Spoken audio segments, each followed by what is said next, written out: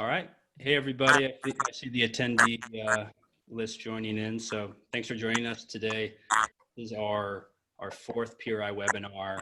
I'm Evan Harris. I'm the Media Relations and Outreach Manager at Pacific Research Institute.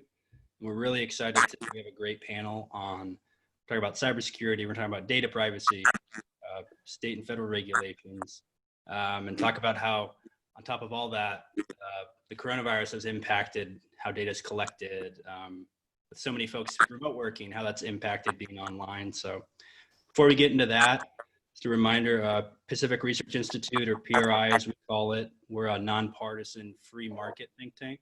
We're based in California. If you like the stuff you hear or want to learn more about what we do, you can go to pacificresearch.org. So let's get right into panel intros and get started. So first we have Steve DelBianco. Steve is president and CEO of NetChoice.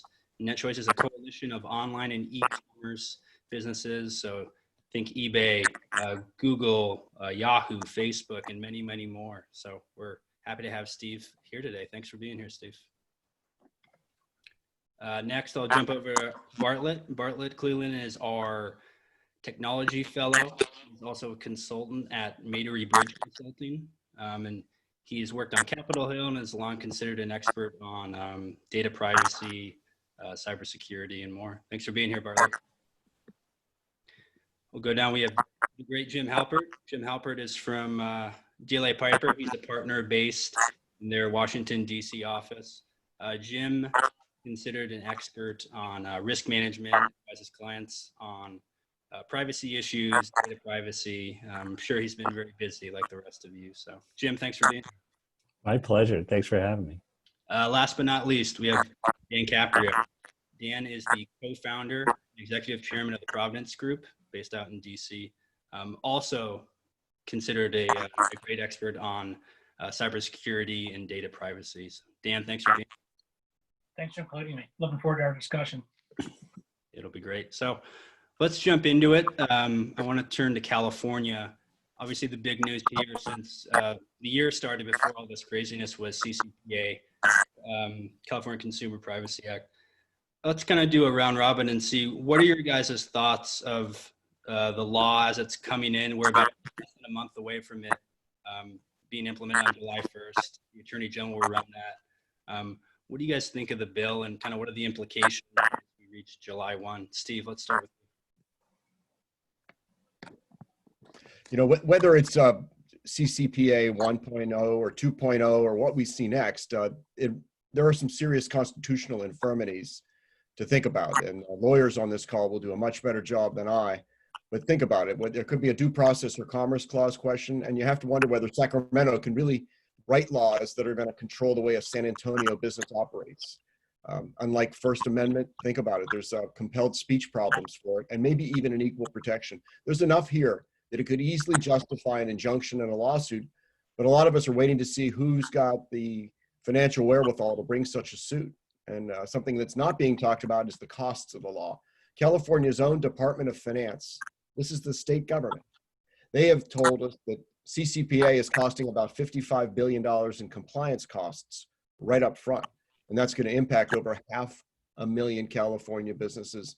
Think about all the businesses around the country. They're very significant expenses, and you have to really balance that against the perceived or actual benefit that's received.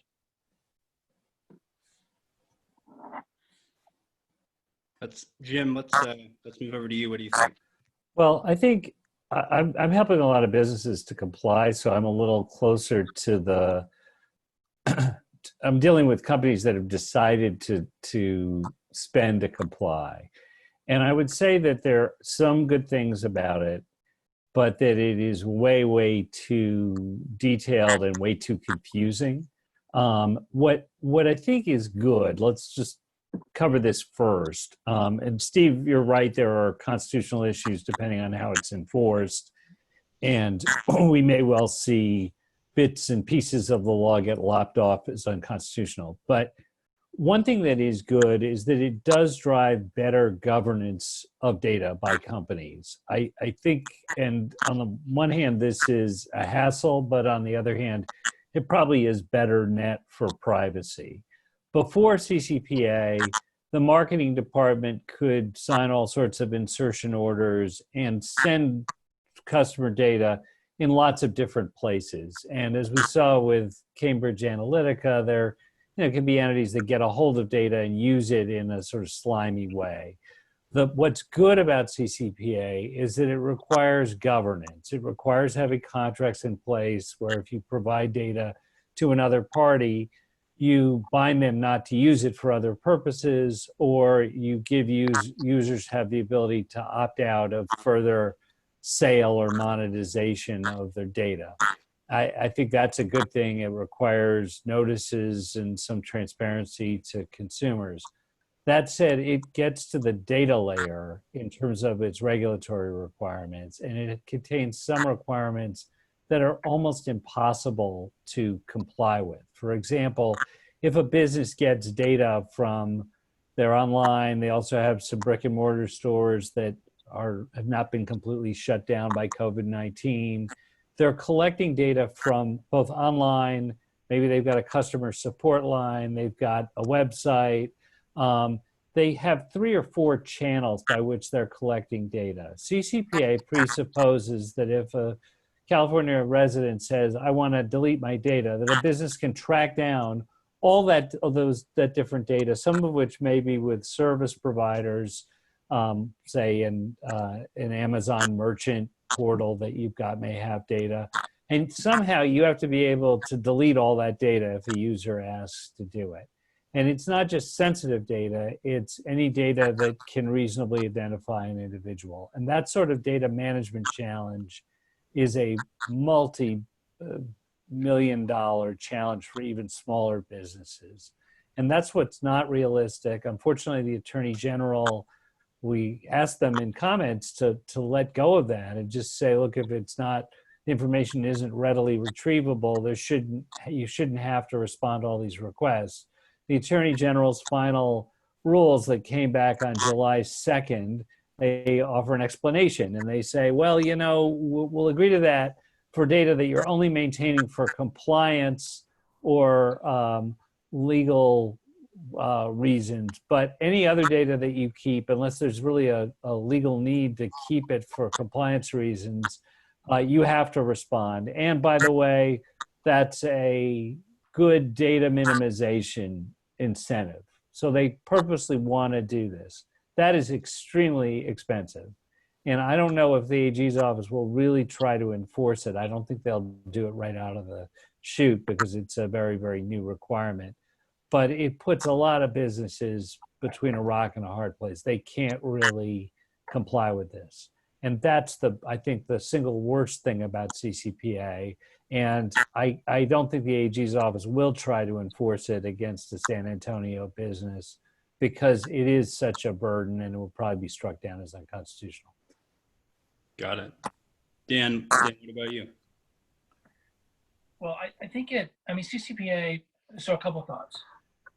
It really, it poses, significant risk to business. And the way that I think about things or privacy legislation is, what is it that we're trying to achieve?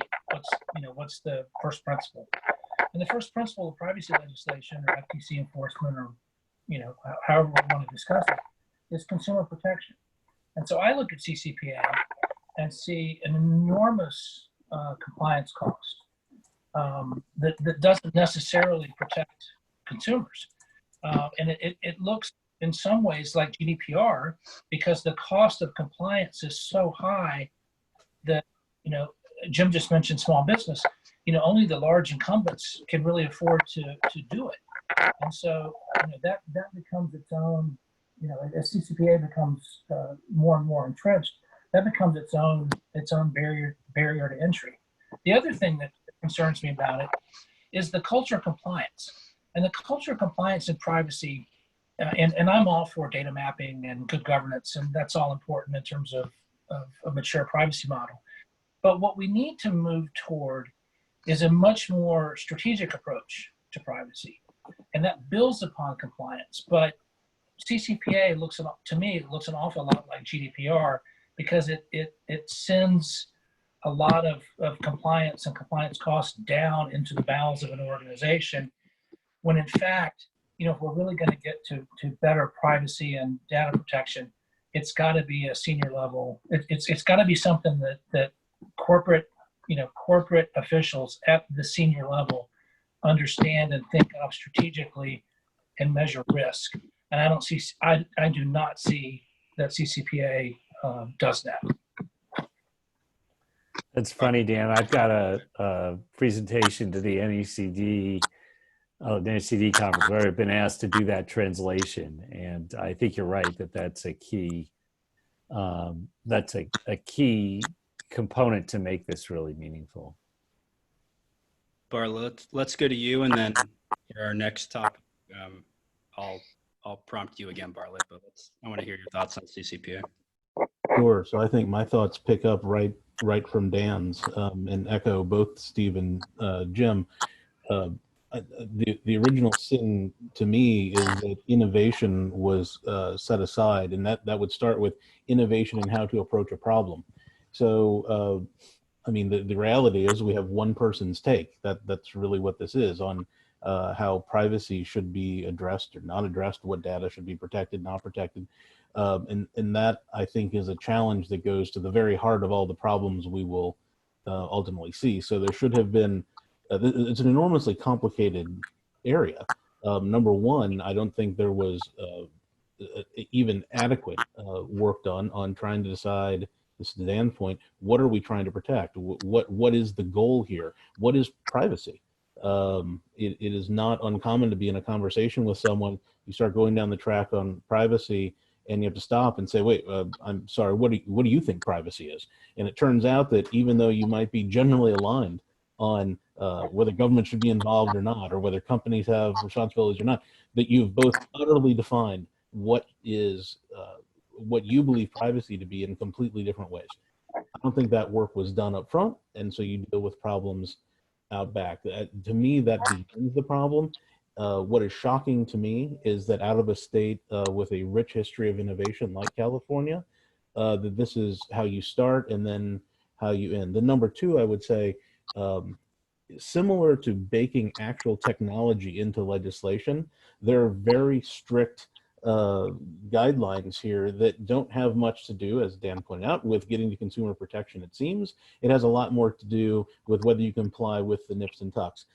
I just don't find that to be a particularly flexible system that will allow for, however we arrange now, will it allow for arrangements going forward? And by that, I don't even know what I mean, because I don't know what the next innovation is on the horizon. But I guarantee you those new innovations will challenge and run right up against these laws very quickly in ways that no one on this call, and certainly no one in the California Assembly, and certainly that Mr. McTaggart have never concerned themselves with to date. So those are my 10,000 foot. I could go on, but I'll leave it there because these guys did a very good job of hitting the other points. Yeah, well, we can segue that into, there potentially is going to be another CCPA 2.0 in the November ballot. Do you want to talk a little bit about that, Bartlett, and maybe any key differences compared to 1.0?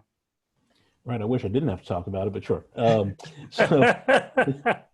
It's 55 pages of really dense text.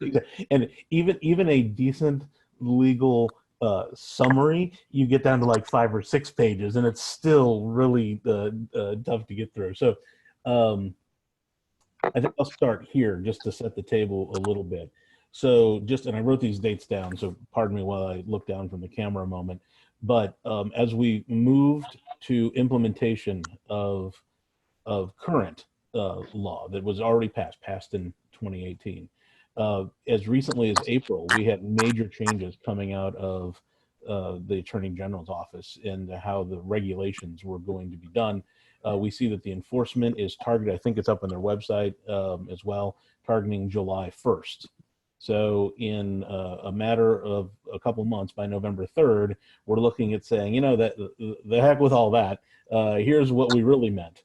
And we're doing it in the same way by ballot initiative to start in California, which makes the language, as I'm sure everyone in California knows better than me, the language is far more rigid when done by ballot initiative. You can't change a whole lot than if it were being done by the state legislature, where this, frankly, properly would be determined.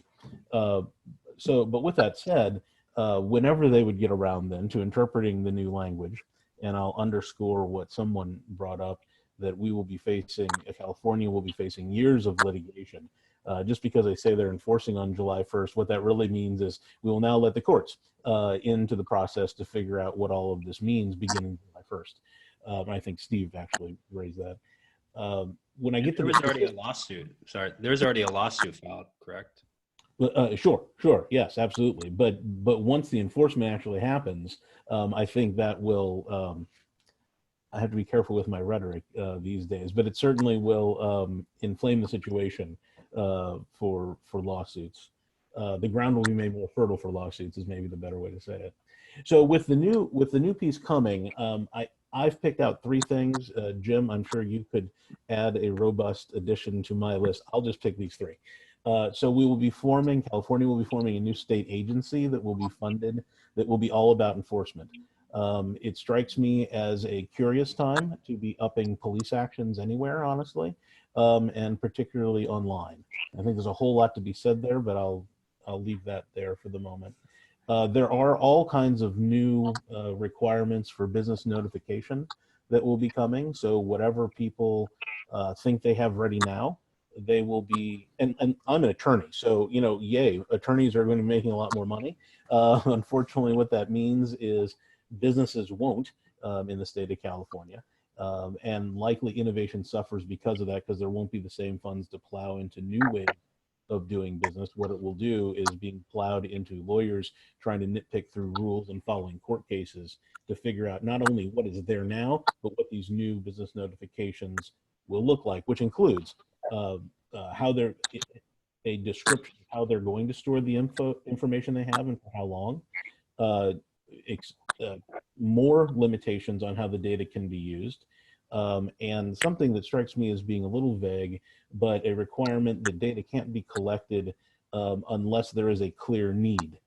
I suspect you can drive a Mack truck through that kind of thinking, but we will see what the language would look like by the time it goes through the Attorney General's office, assuming it follows the same process. And then finally, I would say that there are additional restrictions that would be put into place that would put extra rigidity around the current law so that amendments, the long and short of it is, amendments could be made essentially so long as it doesn't weaken or try to eliminate the law, which strikes me as the worst.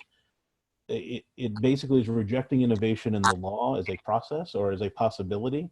And as folks well know, the very notion of common law is based on the evolution, the evolving in nature of the law and its application to new and original ideas and actions in society. So stem to stern, the new edition, I think, doubles down on all of the bad parts of what we already have. Got it. Do you want to, dare I say briefly, add anything? There are a few other requirements that are in this. This is actually a heavily negotiated, and as Bartlett beautifully explained, really opaque 55-page piece of work. It won't take effect until 2023, so there is some time to come into compliance, and it would spawn 8 rulemakings by this new agency. Very unclear. The agency is also supposed to do enforcement. A big part of it is about internet advertising, and there will be a choice between posting a mandatory do not sell my personal information icon and honoring a do not sell automatic signal, which would be a presumption of a do not sell direction that the consumer would be able to activate only after the website explained the consequences of the consumer opting out of sale of personal data. There would be a limit on how long you could retain personal data for any purpose that was not disclosed, so that I think privacy policies will have to get sort of longer in order not to leave anything out. There would be there's already data breach class action risk for the sort of personal data that triggers breach notice in California, except for username and password. This would now add to the list of data breach class action data elements email account credentials, even for a work email account, which means that if you've got a business, you are going to be pretty strongly incentivized to encrypt all those kinds of credentials, so you don't need to notify in the event of a data breach. There's also a data correction right, which is, arguably not a terrible thing. It's in GDPR. The question becomes, does data have to be corrected if somebody says that's not really what they have done, but in fact they have done it, and that's going to be an issue.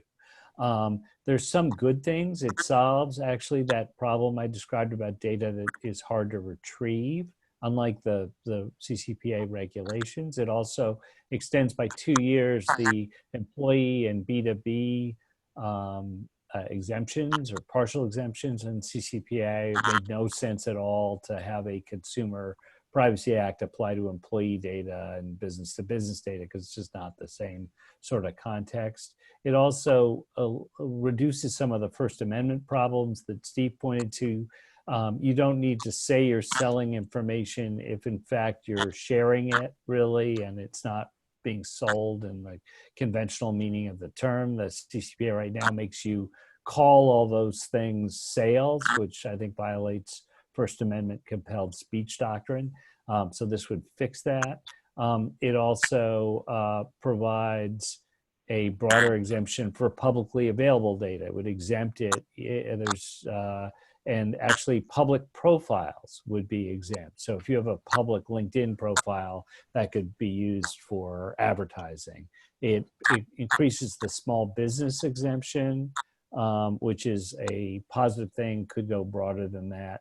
And it adds a broader security exception. Right now, the CCPA allows fraudsters to opt out of sale of their data by fraud prevention services, for example, which is really a problem. And so there are some better things about it, but as Bartlett said, it's very inflexible. It sort of locks in the law, and it creates this agency that will do a lot more enforcement, I think, than the AG's office. We hear the AG's office can probably only bring 5 to 7 cases a year because they're just limited in their resources. This agency would do nothing but.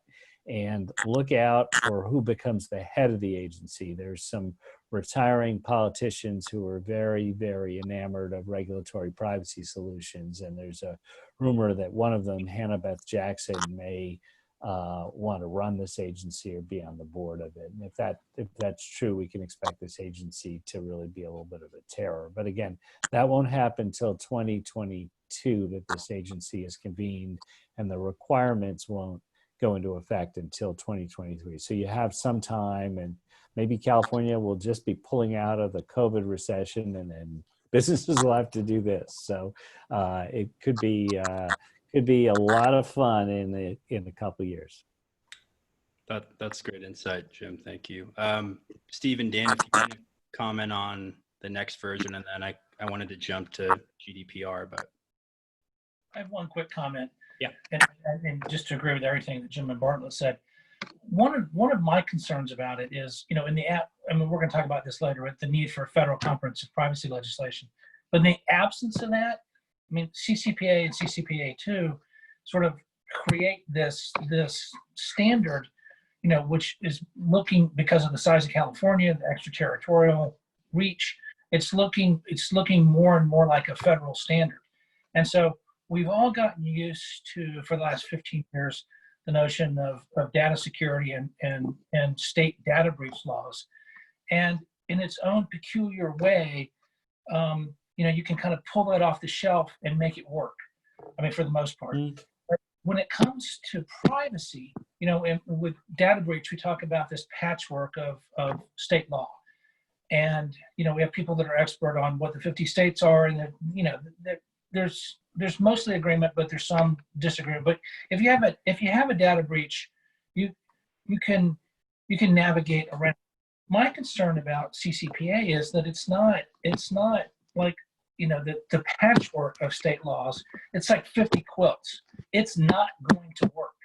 And so, I mean, we really need to, before before we get too far ahead of or California gets too far ahead of ourselves, we really need a federal privacy law. It's just going to stifle. It's going to stifle innovation. It's going to raise compliance costs, and it's not going to do anything to protect privacy and consumers.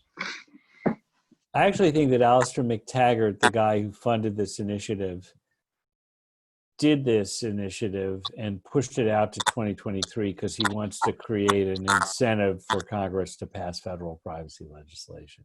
So he gave some lead time, and he included some more asks from the privacy groups.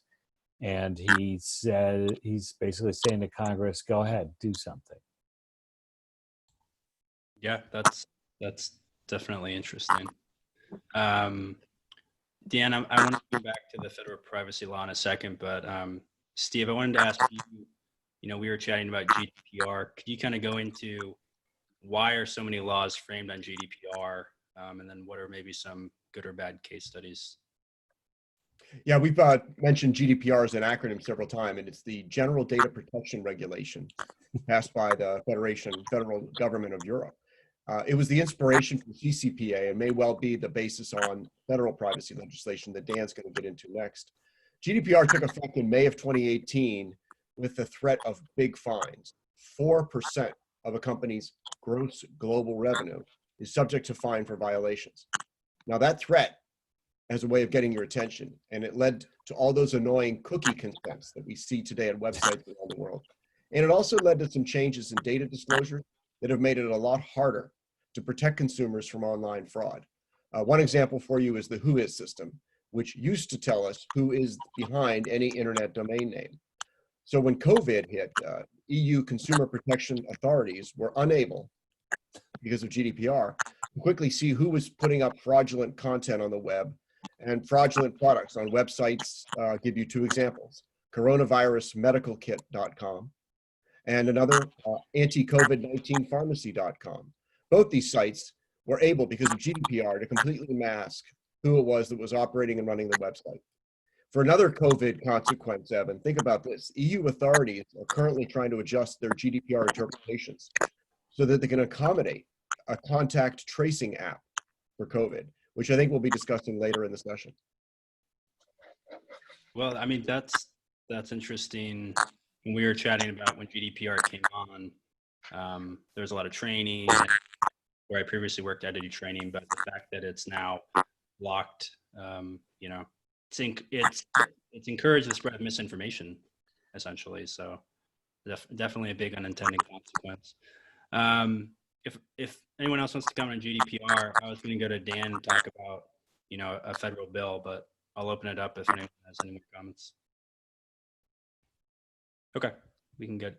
So Dan, you kind of got into a federal data privacy law. I mean, how would that solve California's trying to take the lead with CCPA, other states? New York just passed, I think it was the Cloud Act. How would a federal law bring all that together and get rid of the quilt? Well, thanks for the question. We've been talking about a federal privacy law for 20 years, and CCPA and GDPR have only accelerated that. And I think the whole panel, the topic of our panel, sort of thinking about privacy and cybersecurity in the age of COVID, and Jim just mentioned contact tracing. But let's take a step back for a second and sort of think about where we are. I mean, we're going to work, we're going to school, we're going to church on Zoom. We're thinking companies are trying to do the right thing. Like, for instance, we've talked a lot over the years about privacy by design. But if you think about what Google and Apple have proposed and sort of contact tracing, that's utilizing Bluetooth, for instance, for that technology is a sign that the companies are beginning to understand sort of what the challenge is. I mean, I think that to your question of why do we need a federal privacy law, is that in terms of digital trust, I mean, consumers have lost faith, I think, in company use of data. Contact tracing just sort of illuminates that problem and makes it more difficult, because people need to know that data is going to be used in a way that, for public health, that's only going to be used for a public health purpose. It's going to be used and deleted. It's going to be anonymized. But and then this is where some of the elements of GDPR come into what a federal privacy bill could look like. But the notion of purpose limitation, and that data won't be used by government or law enforcement or others who are trying to figure out, who's at protest. So we're stuck in Washington in the same way that in Washington D.C. in the same way, for instance, that Washington State is stuck. I mean, we have broad agreement that we need a federal privacy bill, but there's two main things that are sort of keeping everybody in their corner. One is private rights of action, and the other is the notion of federal preemption. But I think that members on both sides of the aisle are beginning to understand. I think Bartlett mentioned the effect upon competitiveness and innovation. We need to, in the U.S., we need to design a federal privacy law that's going to help to get us where we want to be in the next 5 years. It's like the analogy of, skate to where the puck's going to be rather than where it is. And so that's part of the challenge, because those of us that have been doing this for so long, we can't design a federal privacy law for looking backward. We've got to figure out a way to do it looking forward. And so that includes some things we've talked about on this call: accountability, risk management, de-identification, transparency. And I'm actually optimistic. And then part of this is because of COVID and the concern about contact tracing, but optimistic that we can have. It's not going to happen this year, but that we can. We're moving toward a more fulsome discussion of this next year, because the public is beginning to lose trust in corporate uses of data, and a federal privacy law, in addition to kind of ameliorating the problems in California, can help to restore some of that digital trust. Do you think? Nope. Go ahead.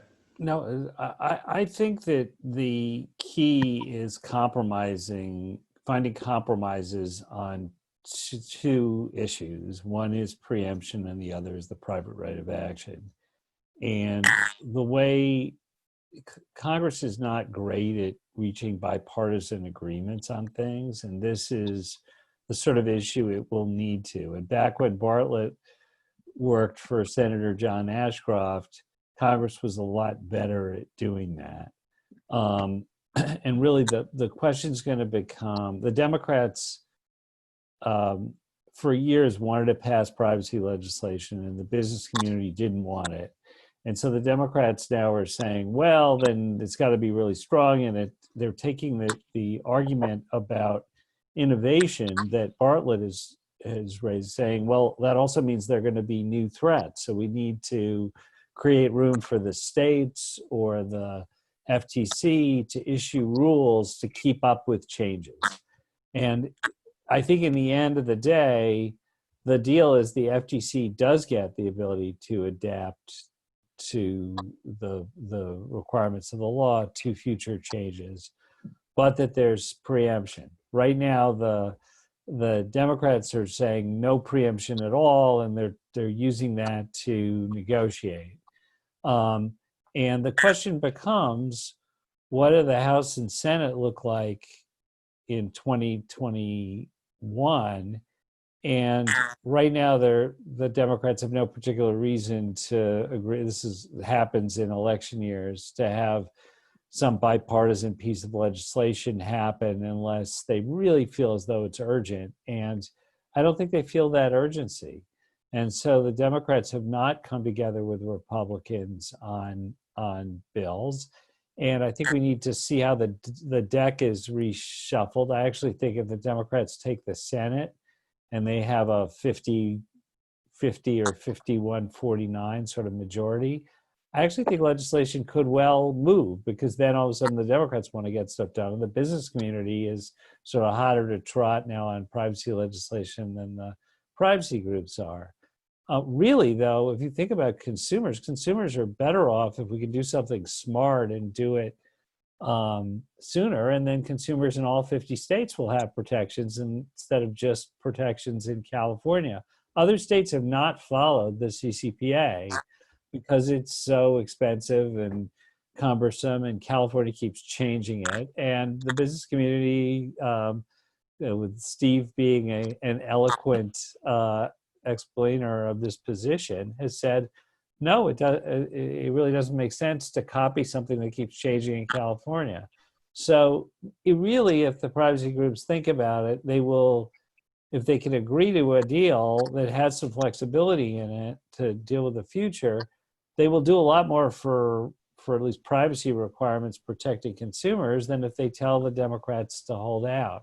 So I'm sort of waiting to watch what happens in the next election, and I'm hopeful that we can then get something that is flexible, that can ratchet up if there are new technologies like facial recognition, which raise serious civil liberties type concerns, that it's possible to address those.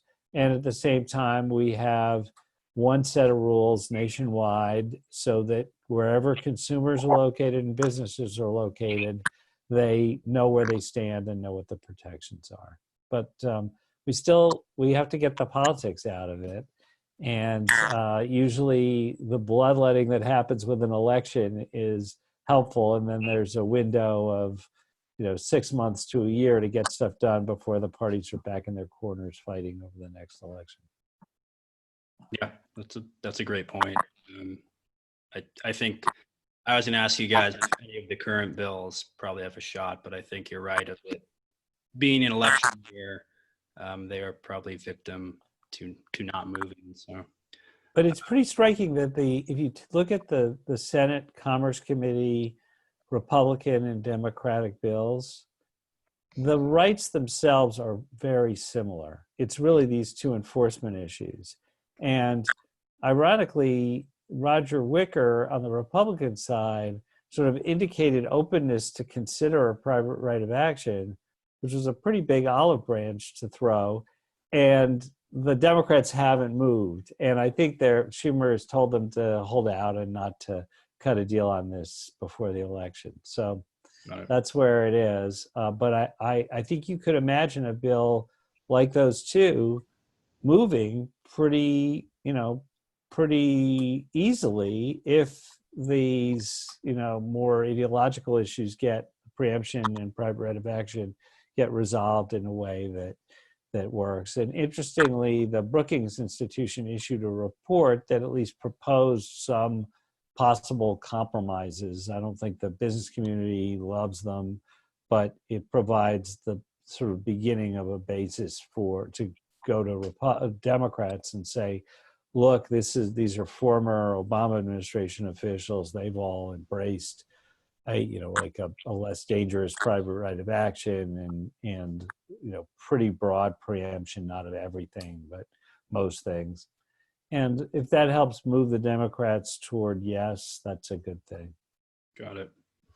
Evan, I just wanted to underscore what Jim brought up, and that's the flexibility. I think the solution is going to be in some model that allows for flexibility, but putting aside the political side, I think the future of how we view online interactions for sure, but maybe broader than that, will depend on that flexibility. There seems to be an increasing cultural drive towards rigidity in so many things. Yeah. And I'm kind of afraid that's where we run right into the politics. And there will be a dim eye towards flexibility being built in. But we all know, it's not new to me, and it's not rocket science to say that we know in an inflexible system, innovation is dead. And no matter what happens, no matter how, if we all loved the new law, in 20 years, in fact, I speak from experience, there are laws that I literally helped draft, and I look back 20, 25 years, And I think, there's some good stuff, and there's some bad stuff, and it wouldn't be horrible to have some thoughtful conversations about some of these things. So I just so believe that is a key to political success, but I believe it's also going to be a key to our technology, law, cultural success, is to build in that flexibility. Got it. And Evan, the one ray of hope, I agree that the broader bills are not going to move this year, but there's a potential, on contact tracing for a bill that was introduced by Senator Cantwell and Senator Cassidy. So it makes it bipartisan, but because in the absence of a federal bill, we need some guardrails around it, and so around contact tracing. So it's a user consent data deletion bill, but I think it would help to restore public confidence in contact tracing, knowing how data is going to be used and it's not going to be reused. But it would also be nice to sort of put some points on the board related to privacy as we prepare for 2021. Yeah, no, that's a great point. Well, I feel like we blinked and we've already done about 45, 50 minutes. I wanted to get Steve, your thoughts on the Section 230 of the Communications Decency Act. It's been in the news recently. I know NetChoice has talked about it, but could you kind of give an overview, connecting it to the internet, and why is it so important, and kind of what the recent news about it was? Absolutely, Evan. Bartlett and Jim both worked on that legislation as well back in the 90s. But let me start with the fascinating origin story for Section 230, because it addresses a bizarre 1996 court ruling in New York. Stratton Oakmont was a company that was the subject of the movie Wolf of Wall Street. And I'm sure all of you have seen it. And they sued Prodigy, a bulletin board company of the 1990s, because there were negative statements about Stratton Oakmont made on Prodigy's bulletin board. Statements made by users, investors that Stratton had ripped off in the famous way they did in the movie. Well, the New York judge ruled that Prodigy was liable for user content, or user complaints and defamation of Stratton Oakmont, because Prodigy did moderate some of the posts on the bulletin board to avoid offensive material from users. So at the time, Congressman Chris Cox and Ron Wyden, now a US Senator, they reacted very quickly to that New York court ruling with legislation that author Jeff Kosseff calls the 26 words which created our internet. And those 26 words in that bill are: no provider or user of an interactive computer service shall be treated as the publisher or speaker of any information that's provided by another information content provider. So the users are liable for the defamation, but not Prodigy. It goes on to Section 230 to say that a platform like Prodigy doesn't suddenly become the publisher or speaker just because it does some good faith moderation of content that users post. And that's because Cox and Wyden wanted to encourage platforms to moderate content that would otherwise have been fully protected by the First Amendment, such as pornography and hateful speech.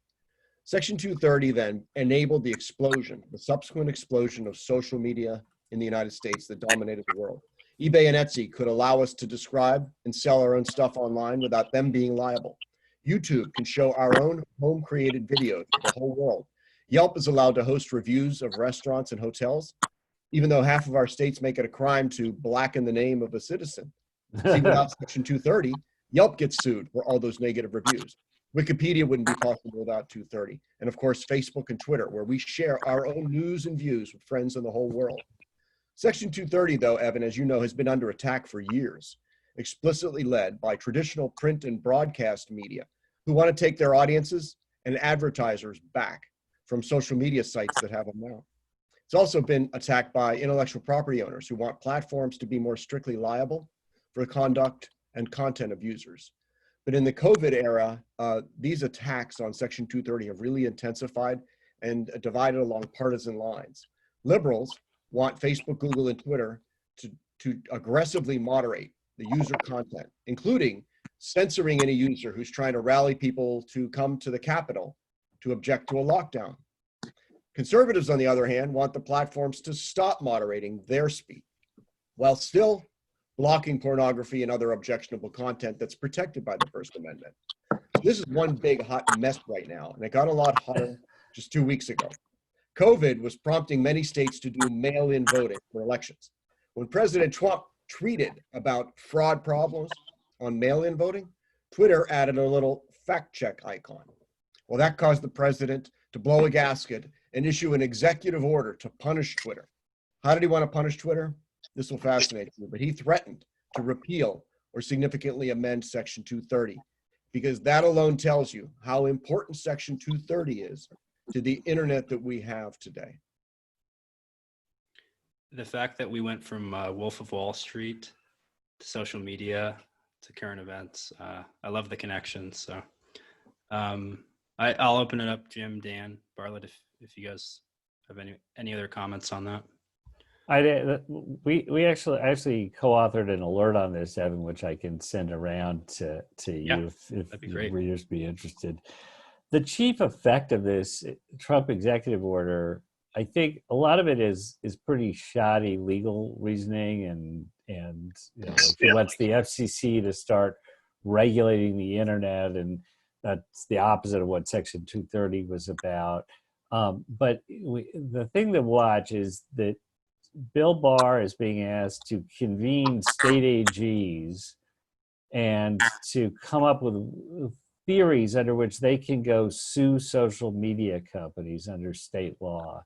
And I don't think that's the proper role of an attorney general anyway, but that's what they're doing. And I think we're likely to see over viewpoint discrimination, and we're likely to see a bunch of whack jobs with viewpoints about things like anti-vaxxer stuff start complaining and trying to get state AGs to go sick themselves on Twitter and Facebook and Google. And I just don't think, first of all, those entities, or Kara Fisher actually has an op-ed in today's New York Times about this. They're not public fora, they're private businesses, and they've been asked by the government to take jihadi content down. There's an expectation that they will take Russian troll stuff down. We don't want anybody to spread, when this is replacing mainstream news as a source of news, to just be able to break through and put misleading stuff up to confuse our electorate. And so the whole idea that these entities are somehow public fora because the president wants a certain type of speech to be on there is really kind of short-sighted and misses a lot of stuff. And this would also apply to businesses that have online discussion, user feedback, for example. Somebody posts something that is threatening violence or something like that, or says violence is a good idea. You probably don't want that on your user comments page. In theory, that person could go and complain and say to their state AG and say, you said you were allowing all messages on your message board, but you censored me. And there's this kind of stuff that just encourages more litigation and more disputes over things that don't really matter that much. The point of the internet is it's a huge space for lots of different kinds of discourse.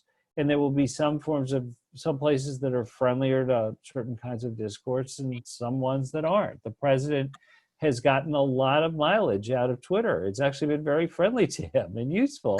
And the idea that there's just terrible discrimination and that certain types of viewpoints are being systematically censored, I don't think is right. And there are too many of these sort of bad actor types who will take advantage of heavy duty scrutiny in this area. So I kind of hope that this is a political statement and goes no further, but we'll have to see. And the first place to watch is what DOJ does if they're proposing legislation, if they're convening the AG of Texas and the AG of Alabama to come talk to them, to come up with theories, then, look out. There's likely to be some state AG, brushback pitches going on, particularly for Twitter, because they've,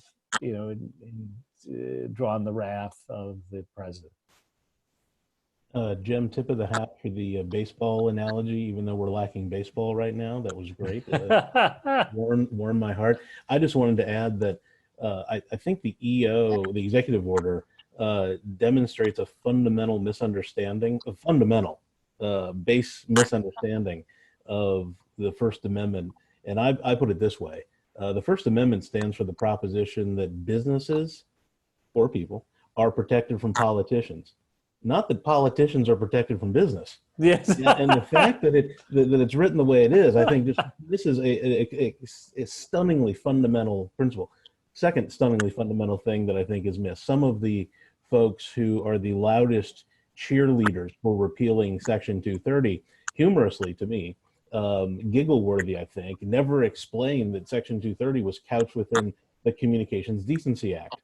And the express reason that passed, and by the way, in general, I didn't like the CDA, although I liked the piece that came out of it. Yeah. But the whole point of the CDA was to restrict free speech. And in fact, it was to encourage platforms, or to require them to take down particularly pornographic material, particularly on child pornography. That was the issue of the day at that point. And so for the opponents to suggest that Section 230 was never designed, never thought of as to be this tool for content moderation is, I think you can laugh in their face. Like, I really don't understand ridiculous how they're that lost when it comes to this. And it tells me that both the executive order and that fundamental argument of those who would totally repeal Section 230, it is utterly political. It has nothing to do with the facts. It has nothing to do with logic. It has nothing to do with the law. It has everything to do with what Steve has already, I point this way because Steve, you're to this direction on my screen, that what Steve already mentioned, which is that it's about money.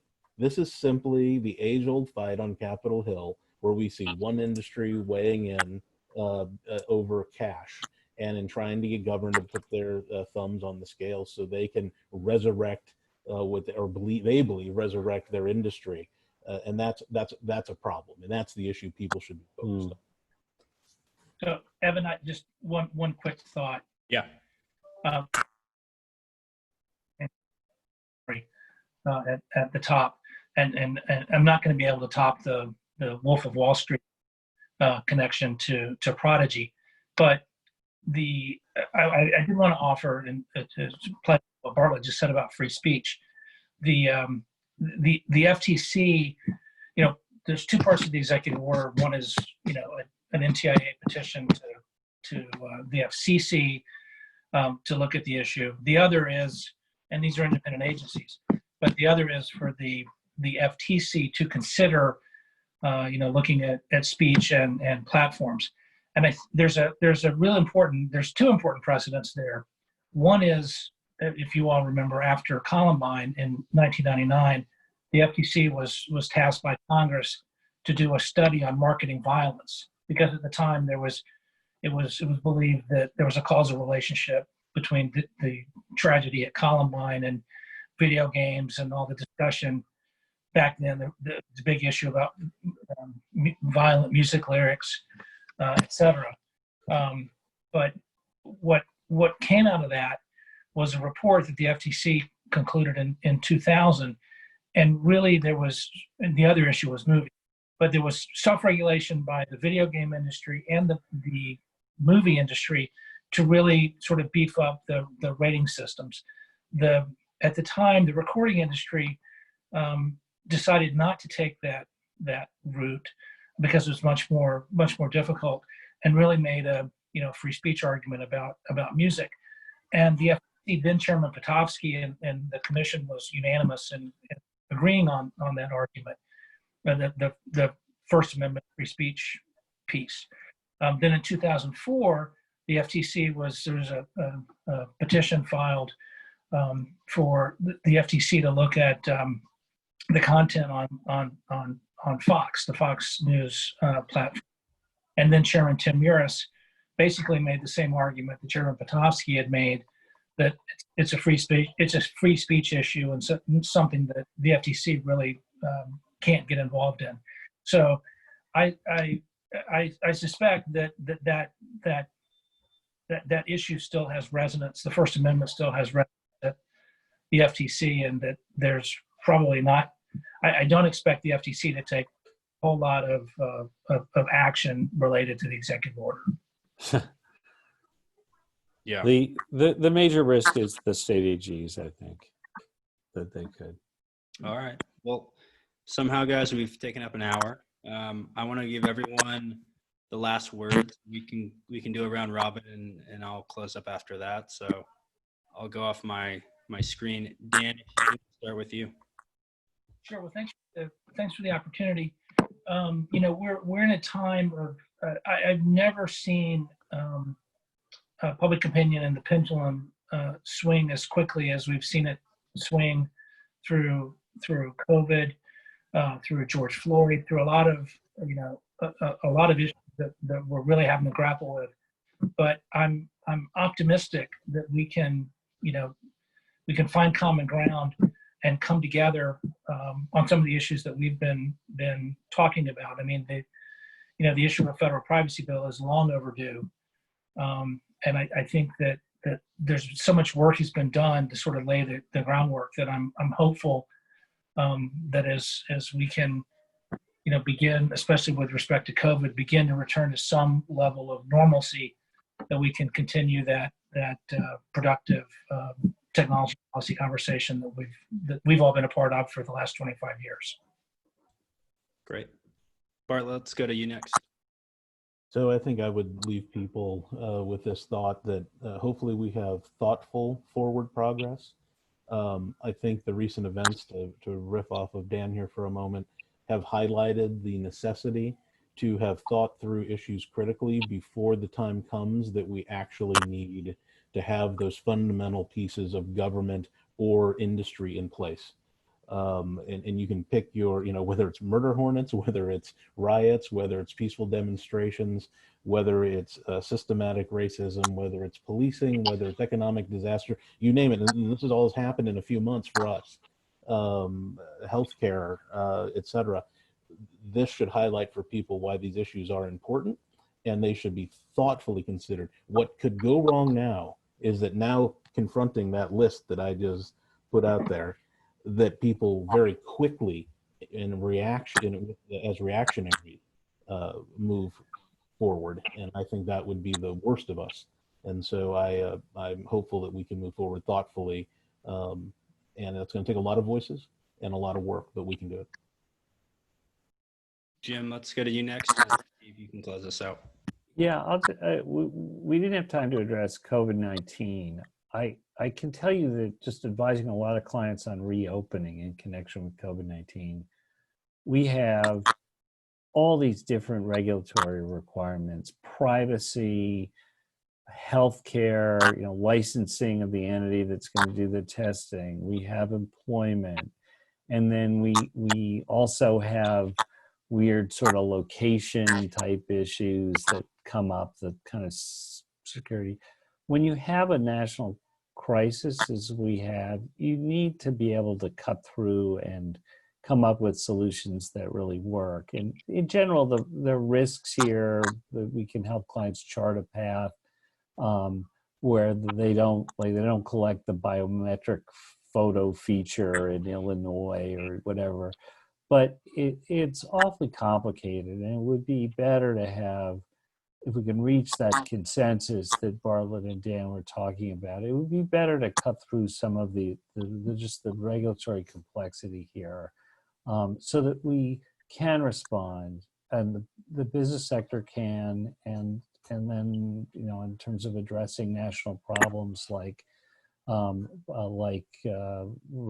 in the criminal justice system, we come up with a set of principles, again, that can be applied, that can be followed at the state level, the local level, and at the national level. And if we work in good faith to do that and reach out, and you guys reach out to other think tanks that are addressing the same kind of issues, may not be in the same ideological corner, I think this is the moment to break through extreme partisanship that we've seen over the past 8 years and really address our national problems. And anything I can do to help you guys, be delighted to do that.